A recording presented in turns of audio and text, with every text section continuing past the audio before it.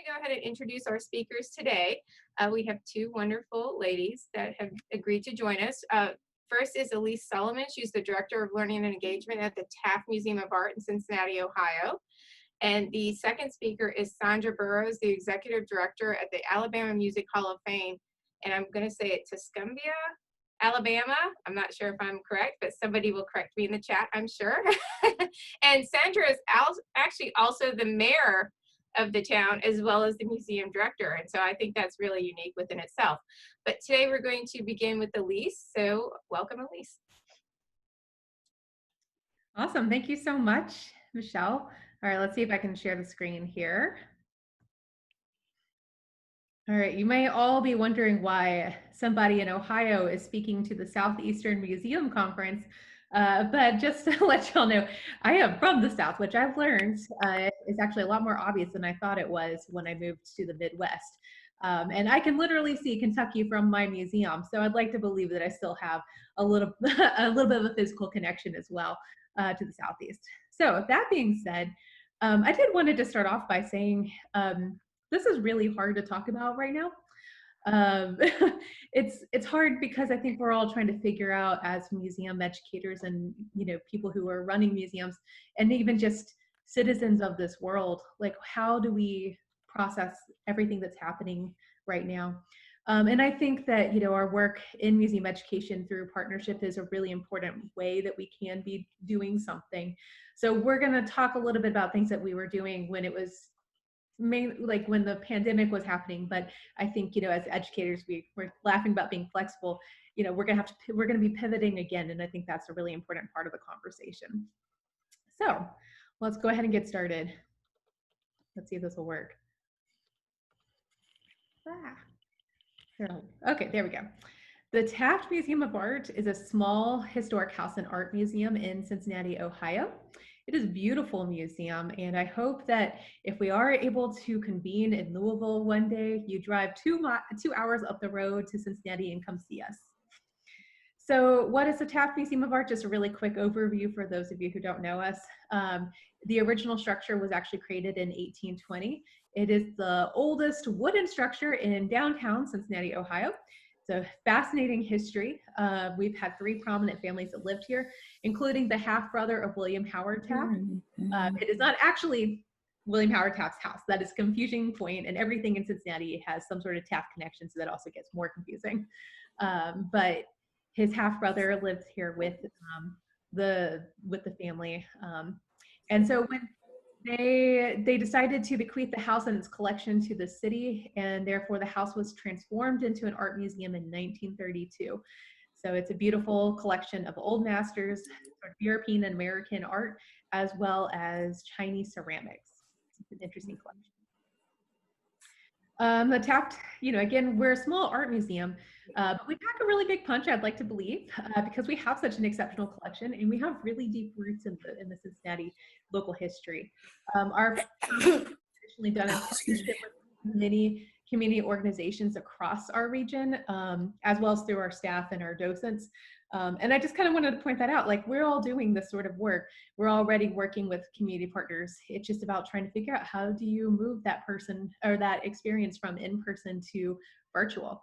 And so I included a few pictures here so you can kind of see some of the fun things that we do. We have, and so you can see the halls of our museum, and we have this beautiful outdoor tent space too. That was our Pride event last year. I was really proud of that one. So we are adjusting to a virtual reality. And I think many of us can probably relate to this. How do you do this on little to no budget? So yeah, those were the challenges that we were facing with whenever we first got into this. I felt like the first week of the pandemic lockdown, everybody was just trying to figure out how to work from home. And we had to go on pretty much an immediate spending freeze as much as possible. I'm not sure about you and your institutions, but we had very limited technological infrastructure. I'm fairly new to the museum, so I actually had probably one of the newest laptops, which at this point is about 2 years old. And so there's also limited experience with video creation. This is not something that the Taft does. And I noticed that while couples and families were trying to work and school from home, internet connections were really challenging. And then, limited understanding of what sort of, how we could collaborate online together. And then this was also a big part of it. We really didn't have a precedent for creating virtual content. There was a few things here and there, but nothing that we had done, in any sort of big, real way. So what we did to kind of move this forward is we identified partners who we could work with in exchange for cross promotion. We really tried to figure out what we could do on our shoestring budget, and figure out how we can make, we could connect with our community in meaningful ways with our limited budget. We were investing in some in some of our technology as well. We had to make a few purchases as best we could. It turned out that we were able to get our graphic designer to help out with a lot of this. So we were identifying staff who had the capacity to assist with the video editing. I've took on some of it.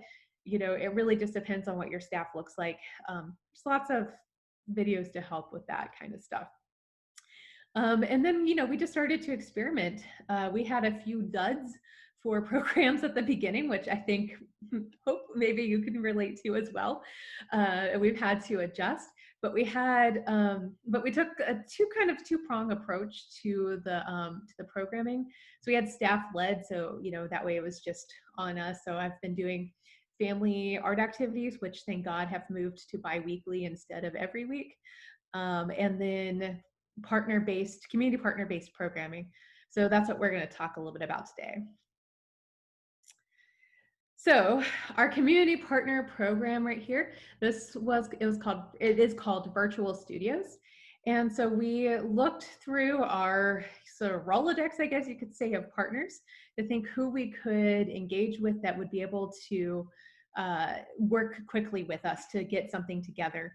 And so we identified Urban Sketchers of Cincinnati. Urban Sketchers is sort of a national group, and it's just a bunch of people who are enthusiasts for sketching outdoors predominantly. And we've done a lot of programming with them in the past, where we've done sketch outings and other sort of free draw activities. And they've been wonderful partners in the past. So we thought that it would be a really great opportunity to reach out to them to see if they might be interested in participating in this with us. And I love this drawing of the Taft Museum. I think it's beautiful. So what we ended up with is every Monday, that's right, every Monday, it was a lot. We had about a 5-ish minute sketching demonstration that was led by local creatives.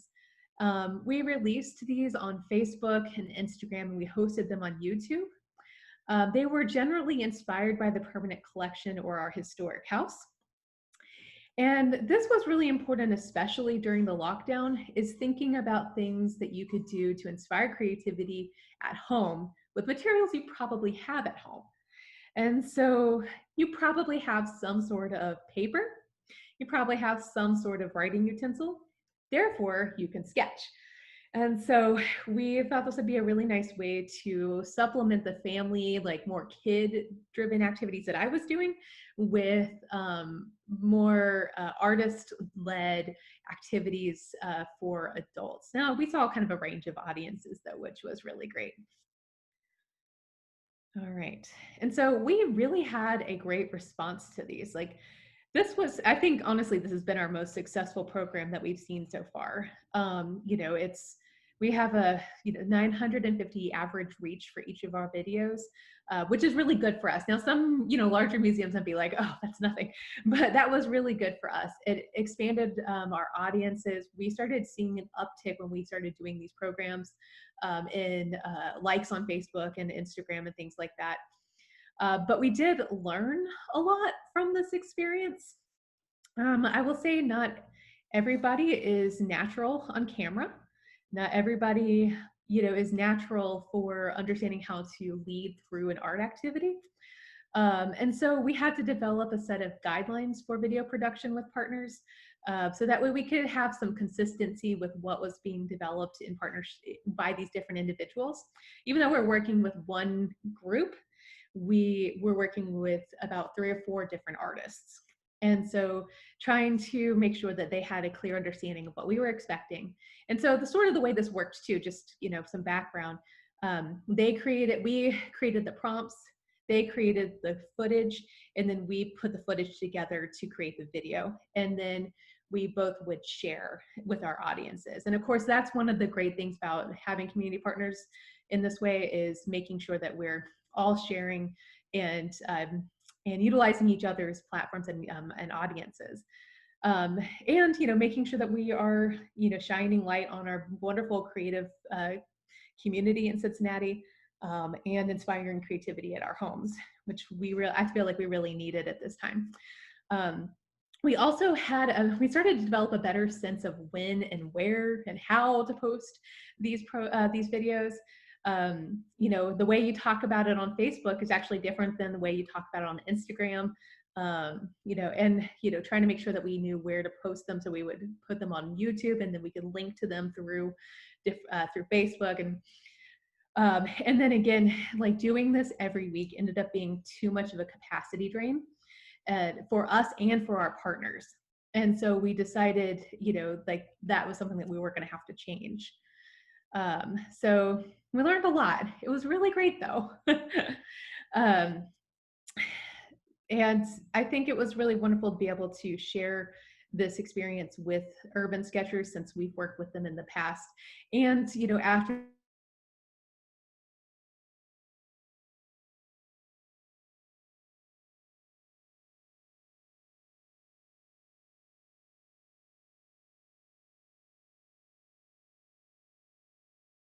things about this time is that we are able to experiment with these sort of programs and think about how they can live as we sort of see reopening in the economy, as attitudes towards virtual programming shift in our communities. And so we're looking at a variety of different partnership opportunities. First off, so we're doing virtual studies. We're continuing this, but we are changing up our partner. So as you can see here, we are doing this bi-weekly, every other week. This is a significantly easier way for us to manage the timeline and capacity, and it's a lot less stressful on our partners. When we did the first iteration of virtual studios, we put it in an event on Facebook, which I still don't think that was quite the right way to necessarily distribute the program, but because it really meant that we had to have it on a certain day at a certain time. And so we've abandoned that idea, and we're trying to keep it shorter because I don't know about you, but I have zero patience for watching videos online, even in this day and age. And so we were trying to keep it to 3 to 4 minutes, but I will say that has been really challenging. And we have 2 artists that will be featured in our next one, and it is definitely not 3 to 4 minutes. It is more like 10 to 12 minutes. And I'm okay with that, because at the same time as we're trying to produce this content for our audiences, it's also about the artist's perspective too. And so giving some of that flexibility for that expression, that's really important as well. We have new partners. Urban Sketchers was like, okay, that was great. I think we need to take a break. No problem. So we reached out to Wave Pool's Welcome Project. Wave Pool is a contemporary arts group in Cincinnati. They do socially conscious contemporary art. It's a fantastic organization. And they started a project called the Welcome Project, which works with refugees and immigrants in Cincinnati to engage with them through art and food. Another one of the sort of ideas behind it is for these individuals to be able to create income from their creative skills. And they're doing incredible work right now. If you need a feel-good story, like, you should go look this up. It is amazing. And it's a much more diverse group of artists as well. We wanted to make sure we were including different voices in our programming. And so we were able to connect with Wave Pool and the Welcome Project, and we're working on our very first video, which will be released next week through them. This is Radha. She's going to be the featured artist, and so we're really excited about that. We were able to, now that things have the dust has kind of settled in some ways, we were able to identify a budget for this program, which was really important to me. we should pay artists, always. All right, some other community partner ideas though. So we have done a few other things too that are pretty low cost, easy things. Pretty early on, all the Cincinnati arts organization, well, several of them came together and we developed this quick little challenge called Cincy Arts Challenge, where we put together a bunch of ideas that would be really easy for you to do at your home. And each week, a different institution takes a turn at creating the prompt and the instructions and the social media post. And then all the other organizations partnering will just share it. So that's really nice because that means I only have to do this once per, like, every 4 to 6 weeks. And it was nice too, just to be able to connect with my colleagues across the city. So you can see mine. The Southern girl always has her hot sauce. So that's what we got there. And so then, we're looking at summer camp partnerships as well. Another great thing from the Wave Pool partnership is that they are sort of banding together a bunch of other arts organizations and ones that the Taft doesn't necessarily have a relationship with, which I think is also really great. And we're thinking about ways that we can create programs for families, virtual programs, summer programs for families, since we've all had to cancel our camps. I know it's not the case for everybody in every situation, but that's our situation. But I really like that because that means that I'm not going to have to be the only one doing something for a summer program. I can be doing this with my other organization colleagues. And then this is another part. I just got off a phone call right before this webinar. We're redirecting some of our grant funding to bring summer activities to families without consistent internet access. And so I think we're going to be able to partner with actually an organization just down the street from me, Madisonville Education Resource Center or Assistance Center. And we're going to try to put together activity packets and work with them so that way we can bring some arts to their summer programs that go to low-income, underserved students. So I'm pretty excited about that possibility.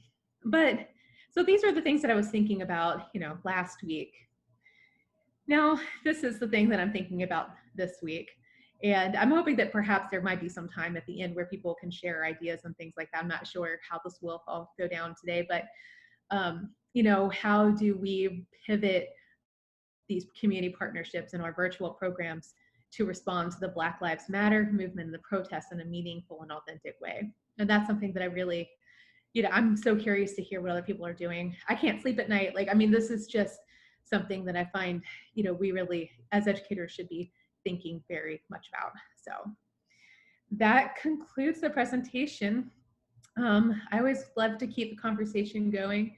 Please find me on any of these platforms. I love to talk. So that's what I have. Thank you, Elise. Unfortunately, our second speaker hasn't logged on yet. I think we're having issues with the Eastern and Central time zone because I know I'm in Central time zone and I get confused a lot. But what I'm going to do is I'm going to go ahead and ask Elise some of the questions that came up in the chat, and then give Sandra a little bit more time to log on. And I'm sorry if you covered some of this stuff during your presentation, but I was on the phone, so trying to track down our second speaker. But if you didn't have any experience with these, how did you figure out how to produce all of these videos? And this is a common question that's coming up when we have any kind of presentation about web resources and educators that are implementing these kinds of programs. Sometimes I think that there's no better way to figure it out than to just dive headfirst into it. Yeah. It's scary sometimes to have to figure this out from scratch, but I had put together some videos that never really got used before, but before at a previous job, and so I had some experience with it, but it's still one of those things you just kind of have to dive into, I think. Okay. And then, and also, how many weeks did you offer the lessons? That was another question that came up. Oh, yeah. We offered them for 6 weeks. Okay. Okay. And then, and I'd like to pick this back up at the end, possibly, but are you thinking about ways that you can reach people that don't have necessarily their own personal internet access, so they can still access and I do have some thoughts on this as well, but have you come up with any ideas with these? That's sort of the next step, I would say, for where we are. Mhm. We're currently writing a grant, and one of the ideas that I had, I don't know if it'll work, was to connect with community groups and churches or in YMCA's and Boys and Girls Clubs, places where individuals from underserved communities might congregate or have childcare eventually. Right now with the shutdown resources, it's very challenging, but partner with them to sort of transmit or broadcast some of these programs to them, or even supplying CDs that you can then send somebody in the mail that they can post and then show at their community. I got this idea while driving around rural Georgia, and a lot of the churches in rural Georgia had signs outside that said, free internet hotspot here, please join, please come in our parking lot and use it.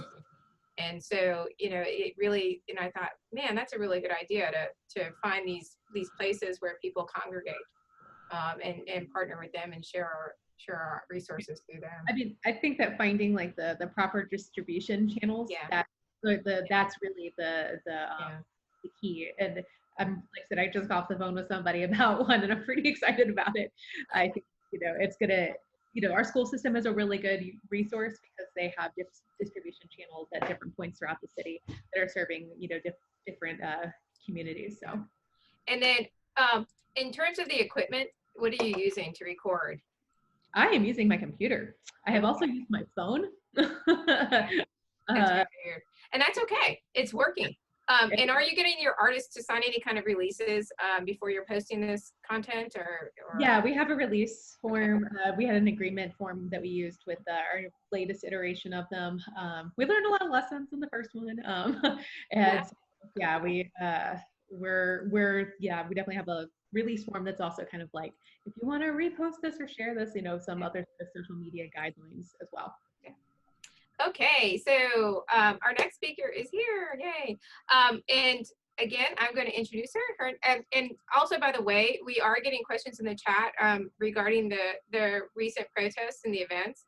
And I'm going to save that for the end, because I think that it's worth us, just reserving some time, and we will have a talk about that. And also, I know that SEMC is thinking about other ways for us to be able to share our concerns and our comments, and because we're going through another really traumatic event. Closely followed, well, we're already currently in a traumatic event, and so we will definitely get onto those points. But now I'm going to introduce Sandra Burroughs. She is the Executive Director of the Alabama Music Hall of Fame in Tuscumbia, Alabama, I believe. That's it, Tuscumbia, Alabama. So Sandra, take it away. Well, thank you so much for having me, and I apologize for being late. I had this written down on Wednesday. I'm going to tell y'all what, you hear pregnancy brain all the time when somebody's pregnant and they can't remember all that. I've got COVID brain. Today's our first day back since March the 13th. So everything is like brand new today. So it's been kind of crazy. I don't know if y'all can see me or not. I don't think you can, but you don't have to see me. But I do appreciate y'all letting me be a part of this today. What I'm going to talk about today is a unique partnership that we're actually doing with our community. And I think Michelle read this on the internet, and that's why she invited me to join today. We have a group of, we're the Alabama Music Hall of Fame. And what we do here is we celebrate music achievers from all of the state of Alabama that are in the music industry in some form or fashion, whether they're singers, songwriters, producers, musicians. And right now, musicians are having a really, really tough time because all of their gigs are being canceled. They don't have anything going on. And they live pretty much week to week on what they can book for events in our area, local events. And so we had a group that came together and decided to start a garden, an actual vegetable garden for these musicians, so they can have something to look forward to for summer harvest. And when they started looking for a location to have the garden, they called me. We've got a lot of land around the Hall of Fame here, and they wanted to know, could they actually, actually plant the garden behind our museum? And I said, absolutely. So at this point, we've got it's about a 4-acre garden behind our Music Hall of Fame. And we've got one person that's designated to actually tend to the garden. And thank goodness they didn't ask me to keep up with the garden, because it would be, we'd be out buying canned goods, I guess. But we've got about a 4-acre garden that we're actually helping to, it's already been planted. Now we're into the watering and keeping everything up to date with it. But this is going to help feed some of our musicians that are actually finding themselves in a bad position right now. I mean, you talk about starving artists. Well, these are starving artists. They're artists. They are musicians, but they're still an artist. And this is just one way that the community is actually reaching out and helping with this situation the way it is with our COVID-19 and the lack of music venues that are having events. As well as the garden, we have a local chicken processing plant in Alabama.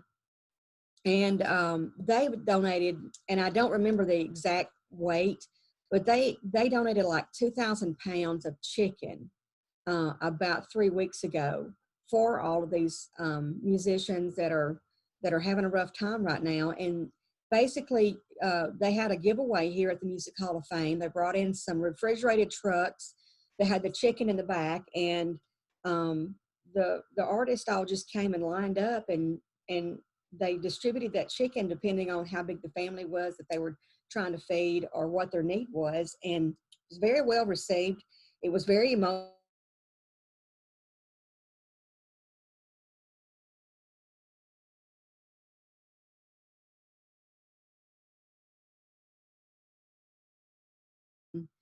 Ask for help or accept help. And we tried to make this as less spotlighting as we could. We didn't want to single anybody out, and we didn't want anybody to feel like they were having to take handouts or whatever. But hey, it was just a great community effort, and we're so proud that we've got that kind of help and support and love in our community, and so appreciative of everything everybody's done. But it's going to continue on all summer long, and I imagine that we'll be seeing a lot of folks that around here, I'm sure it's like this where you live too, but people plant gardens, and then when things start coming in, everything is in abundance. We've got all these tomatoes and nobody to eat them. And so I'm imagining that as the summer lingers on, they're going to start bringing things out here for the musicians to come and get. But they've been very appreciative, and we've been very humbled, and it continues to go on. And I think it'll continue on even after this year.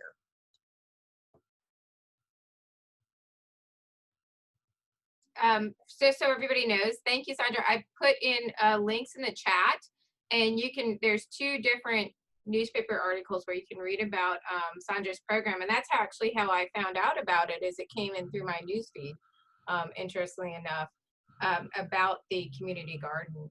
And then also there's another one there, and it's called Operation Drumstick, is the article. And it talks about, again, how the museum opened up themselves to be a distribution point. Did you, Sandra, by any chance, when you did Operation Drumstick, and I'll keep saying that, did you help to market it in any way, or was that done by the group that came in? Did you use the museum resources to help get the information out about the collection point for people? Well, we just posted on our Facebook page, okay. and all of our social media pages. We have links to how to sign up for the giveaway. And then, of course, we actually hosted the location to be the location to come and pick it up. But I think word traveled pretty fast around to the musicians. They're all a tight-knit group there. Yeah. And word got out really fast. We didn't have to do a lot of advertising for it, but we did what we could. And what kind of relationship do you have with the local musicians before the shutdown?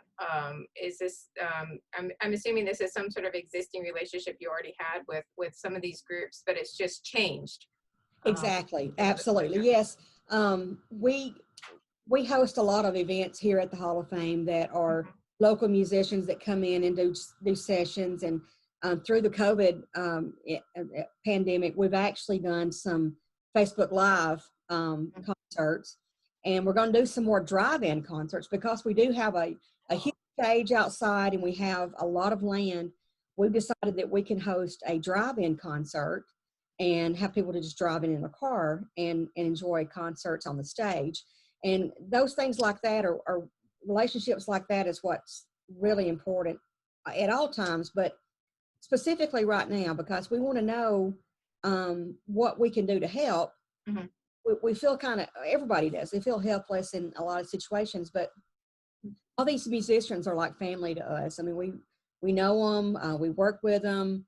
We knew them before they started, and we know them now. And it's just it's a good wholesome connection we have to every one of them, and we love them and they love us. That's great. By any chance, do you believe that with the community garden, if it's successful, do you think that's something that you'll just continue on?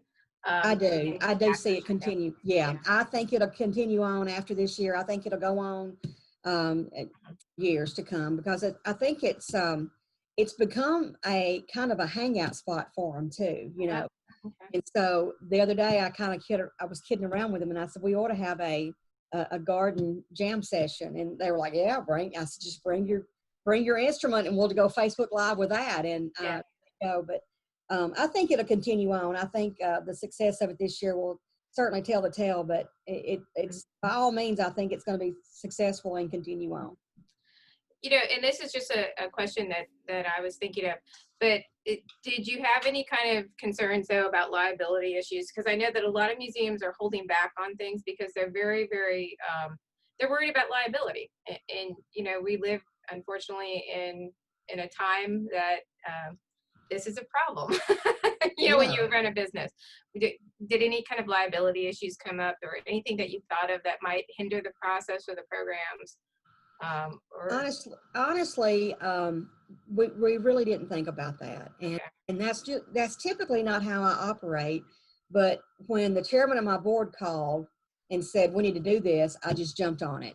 And later on, I get to thinking about things like that. But it's not really been an issue, and I hope, of course, I hope it doesn't become one. But with just the one person working the garden. On basis, he has access to and from the garden area, and it's not been an issue that we think will be coming up. It's great you have board support. That's fabulous. I have the best board. I mean, I've worked in a lot of places where boards are detrimental to the organization. Certainly not my case here. I mean, I've got one of the most supportive boards I could have ever asked for. One of our board members is actually the state tourism director, so that is a huge plus in our favor. So we're very fortunate. Thank you.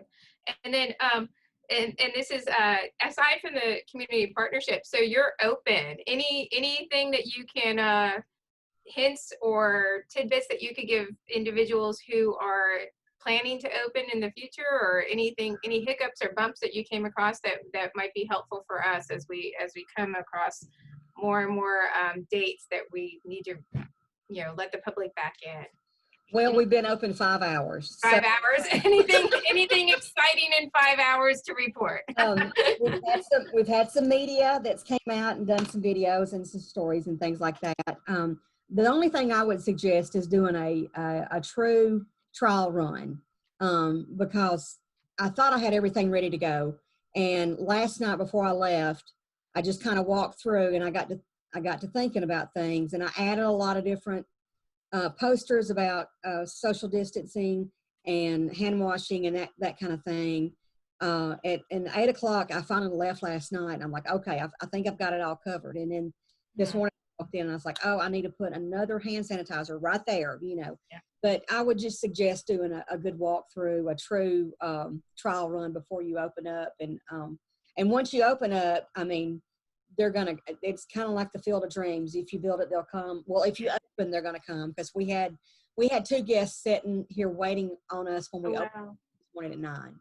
Okay. Wow, That's good. well, this is exciting, but it has been slow all day, which has been good. Mhm.